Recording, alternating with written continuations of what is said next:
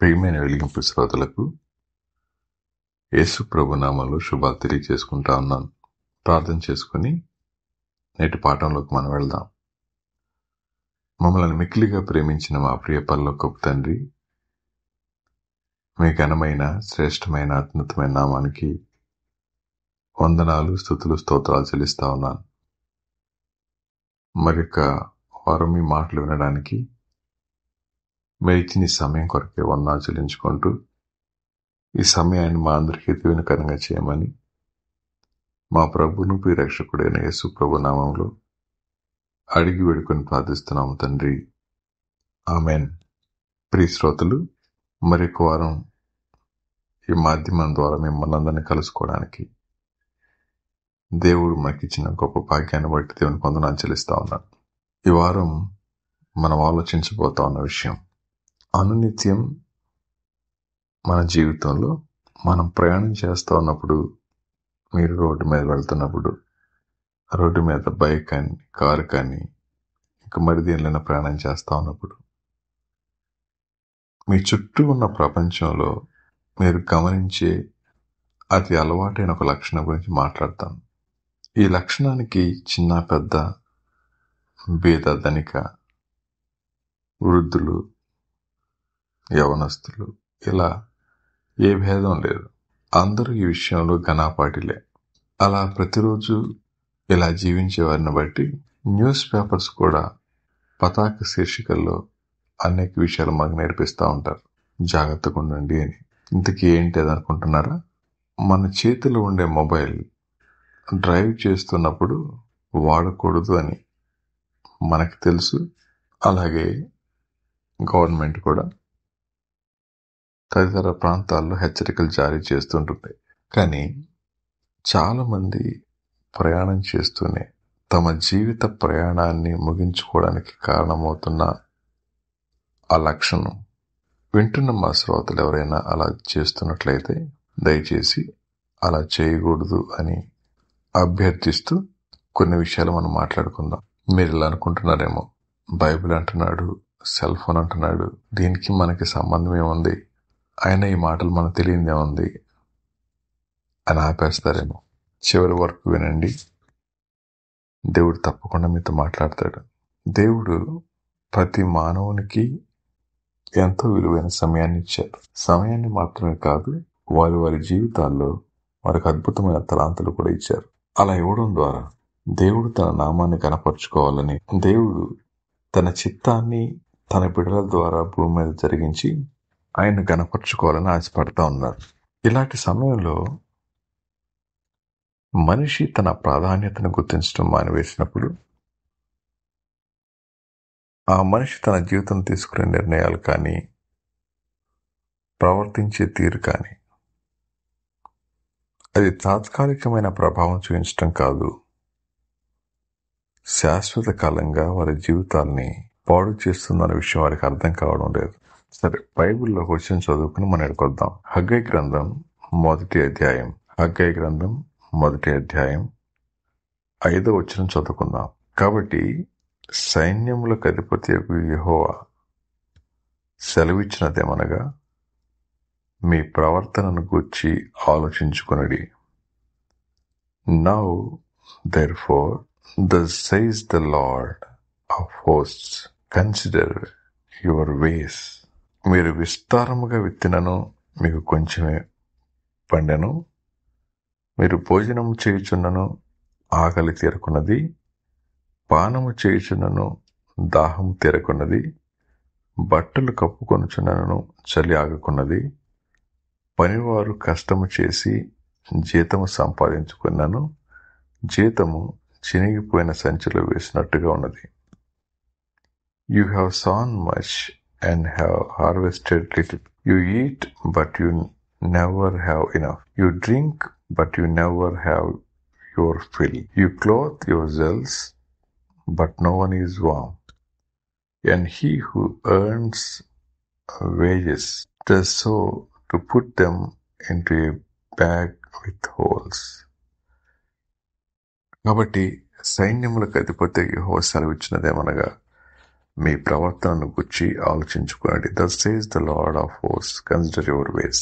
ఈ 5, 6, 7 వచనాల్లో శాండ్విచ్ లాగా ఉంటాయి. 5వ వచనం అలాగే 7వ వచనం రెండు ఒకేలా ఉంటాయి.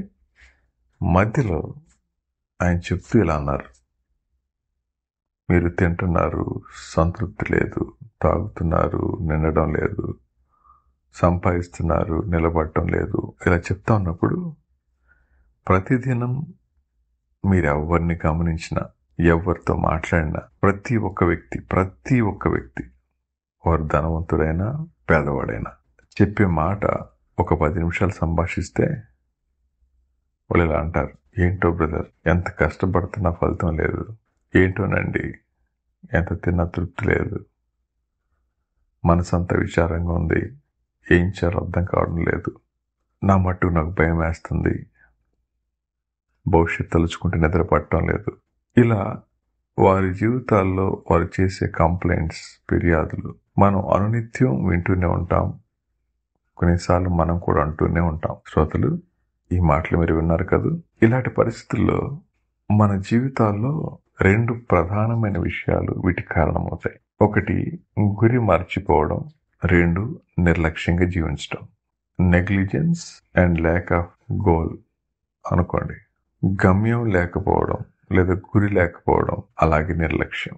చదువుకున్న వాక్య భాగంలో మనకు అర్థమయ్యే విషయం ఏంటి అంటే, దేవుడు వారిని ఒక ప్రత్యేకమైన పని కోసం పంపించారు, మందిరం నిర్మాణం చేయమని. సో వెళ్ళిన వీరు ఆరంభ సురత్వం లాగా పని మొదలుపెట్టారు. పని మొదలు పెట్టడం మాత్రమే కాకుండా గబగబా 2 సంవత్సరాలు గడిచిపోయింది. ఆ తర్వాత 14 సంవత్సరాల పని ఆపేశారు. ఆ పని ఆపేసిన క్రమంలో వారు ఇల్లు కట్టుకోవటం మొదలుపెట్టారు, ఇల్లు కట్టుకున్నారు, మంచిగా బతుకుతున్నాం అనుకుంటున్నారు. అకస్మాత్తుగా వారి జీవితాల్లో ఈ కొరత అనేది కనబడటం మొదలైంది. అప్పుడు దేవుడు ప్రవక్తను వారి దగ్గర పంపించి వారితో అన్న మాటలవి. ఈ రోజున ఈ మాటలు మనం వింటా ఉన్నప్పుడు కన్సిడర్ యువర్ వేస్ అనే మాట, మీ ప్రవర్తనను సరి చూసుకోండి అనే మాటకి మూలార్థం ఏంటి అని అంటే, మీరు ప్రయాణం చేస్తున్నప్పుడు తల ప్రక్కకు తిప్పొద్దు, గురి మీదే మీ మనసు పెట్టండి అని అర్థం. ఇప్పుడు మీకు అర్థమై ఉండాలి. బైక్ మీద వెళ్తున్నారు, మీరు చూడవలసింది రోడ్డుని. అలా కాకుండా కొక్కెర రోగం వచ్చిన కోడిలాగా మెడుంచి చెవికి భుజానికి మధ్యలో సెల్ ఫోన్ పెట్టి తిన్నగా చూడాల్సిన మీ కళ్ళను వంకరగా చూస్తూ రాబోతున్న ప్రమాదాన్ని గుర్తించలేక చివరికి ప్రమాదం ఎదురవగానే తమ అమూల్యమైన ప్రాణాలు కోల్పోతున్న వారు అనేక మంది ఉన్నారు. సో దేవుడు మనతో మాట్లాడుతూ ఉంది, మన దృష్టి చేసే పని మీద లేకపోయినా, మన దృష్టి మన జీవిత పరమార్థం పైన లేకపోయినా, మన దృష్టి సృష్టికర్తతో సంబంధం పెట్టుకోవడం పైన లేకపోయినా, మన దృష్టి ఏ పని మీద మనం ఈ లోకంలో జీవిస్తా ఉన్నామో ఆ పనిని గాక మరొక దాని వైపు మనసు పెట్టి రెండింటిని ఒకేసారి చేయాలని ఆలోచిస్తే మనం కోల్పోయే నష్టం అపారమైంది. ప్రియ శ్రోతలు, ఈ మాటలు మీరు వింటున్నారు కదా. అనేక సార్లు మనం వార్తల్లో చూస్తూ వస్తున్నాం. చిన్నపిల్లాడిని తీసుకొని మార్కెట్కి వెళ్ళిన తల్లి ఫోన్ ధ్యాసలో పడి పిల్లాడిని కోల్పోవడం. కాలేజీకి వెళ్ళే విద్యార్థులు ఈ ఫోన్ ధ్యాసలో పడి రోడ్ యాక్సిడెంట్స్తో జీవితాలు కోల్పోవడం. ఇలా ఆలోచిస్తూ పోతే దృష్టి ఉంచవలసిన దాని మీద ఉంచకుండా తిప్పినప్పుడు కలిగే అనర్థాలు ఇవన్నీ. అలాగే దేవుడు ఆ ప్రజలను పంపింది దేవాలయ పునర్నిర్మాణం కోసం. అలాంటి సమయంలో వారు చూపించిన అలక్ష్యం వారికి తీసుకుని వచ్చింది నష్టాన్ని. శ్రోతలు, మీతో ఒక మాట అడగాలి. దేవుడు మిమ్మల్ని ఎందుకు మీరున్న స్థలంలో పెట్టారు? మీరు ఇంట్లో ఉన్నారా? ఉద్యోగంలో ఉన్నారా? వృద్ధాప్యంలో ఉన్నారా? విదేశాల్లో ఉన్నారా? కష్టపడి పని చేసుకుంటా ఉన్నారా? ఒకవేళ ఏమీ లేక నిట్టూర్పు విడుస్తున్నారా? ఇవన్నీ కాసేపు అలా ఉంచి దేవుడు మిమ్మల్ని ఆ స్థలంలో ఎందుకు పెట్టారు? ఇప్పుడు ఎందు నిమిత్తం మీరు ఆ స్థలంలో ఉన్నారు?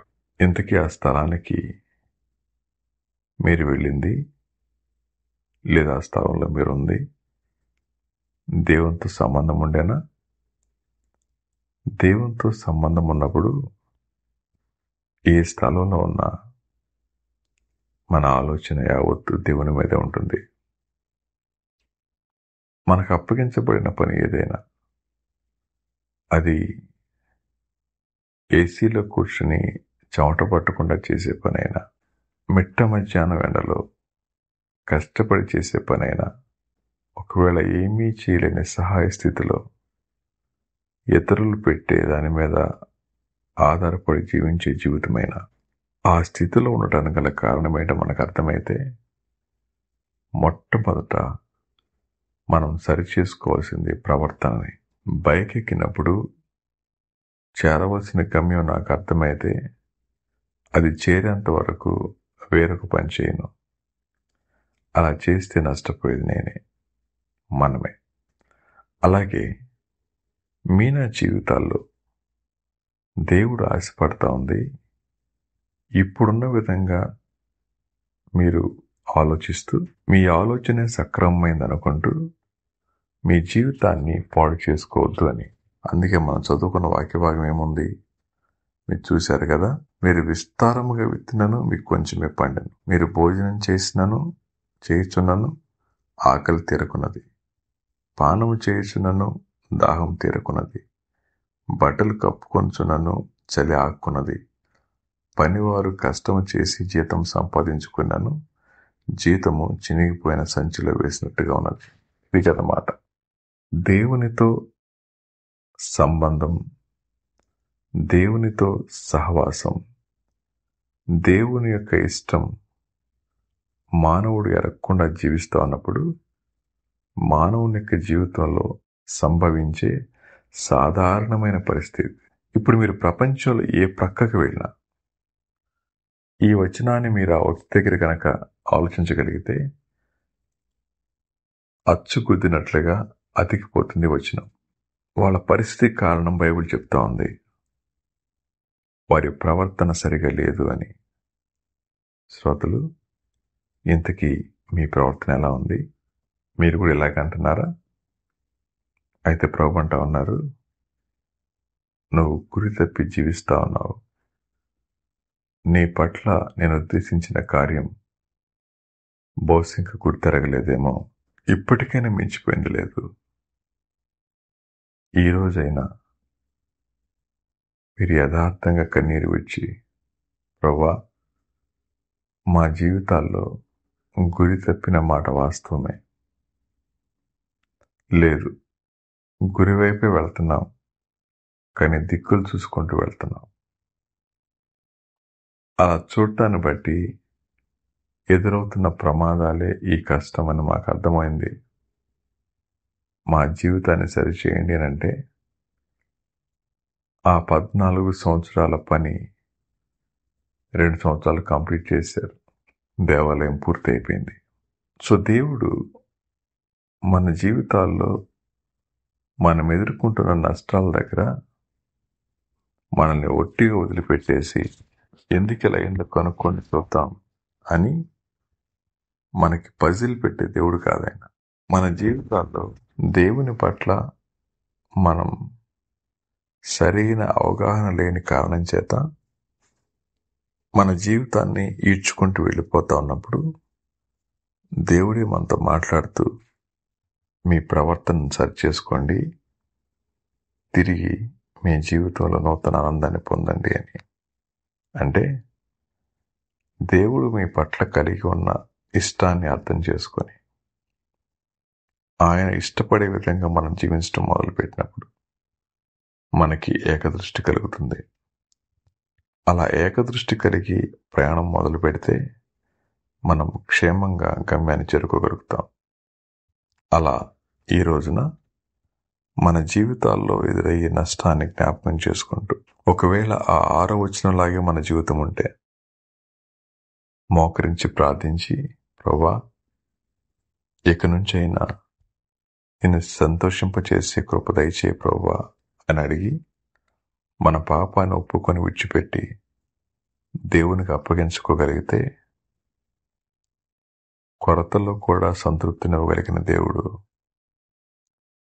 లేమిలో కూడా ధైర్యాన్ని ఇవ్వగలిగినటువంటి దేవుడు, ఎన్నడూ విడువని ఎడబాయని దేవుడు, సింహపు పిల్లలైన ఆకలి కొంటవి కానీ నా యందు విశ్వాసం ఉంచిన మీరు ఆకలి కొనరు అన్నమాట. మన జీవితాల్లో ఆయన నెరవేర్చాలి అంటే మన జీవితాన్ని ఆయనకి సంపూర్ణంగా అప్పగించుకోవాలి. ప్రియ శ్రోతలు, ఇంతకీ దేవునికి మీ జీవితంలో స్థానం ఇచ్చారా? ఇస్తే మీరు ధన్యులు. ఒకవేళ ఇవ్వకపోతే ఈ రోజైనా ఆయన అడిగి, ప్రభు నా జీవితం అలాగే ఉంది, నా దృష్టి మీ మీద పెట్టగలిగడానికి సహాయం చేయండి, నా వల్ల కావడం లేదు, నా చేయి పట్టి మీరు నడిపించండి అని అంటే నడిపించగలిగిన గొప్ప దేవుడు, నా జీవితాన్ని సంతోషింపజేయగలిగిన గొప్ప దేవుడు. అటువంటి దేవునికి మన జీవితాలు అప్పగించుకొని సంతోషంగా ముందుకు సాగిపోదాం. అటువంటి కృప దేవుడు మనందరికీ దయచేయునుగాక. తిరిగి మరొక వారం అలా మనం కలుసుకునే పర్యంతం దేవుడు మనందరికీ తోడుగా ఉండునుగాక. ఆమేన్.